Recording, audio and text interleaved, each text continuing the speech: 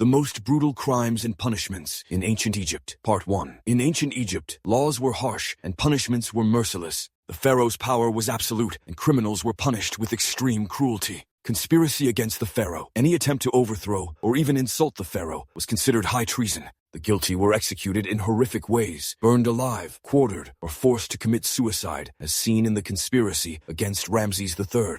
Theft from a temple, stealing gold, relics, or food from temples was not just a crime, but an act of blasphemy. Thieves had their hands cut off, were blinded, or buried up to their necks and left to die. Forgery of documents, forging wills, tax reports, or trade documents was taken very seriously. Forgers were executed or severely beaten. In some cases, their tongues were cut out so they could never lie again. Murder. The punishment for murder depended on the circumstances. Premeditated killing was considered the worst crime. The murderer could be burned, drowned in the Nile, or impaled. Sometimes the criminal was handed over to the victim's family to decide their fate. Adultery. Adultery was a serious offense, especially for women. A woman could be publicly beaten, have her nose cut off, or even be drowned. Men were punished less often, but could be exiled.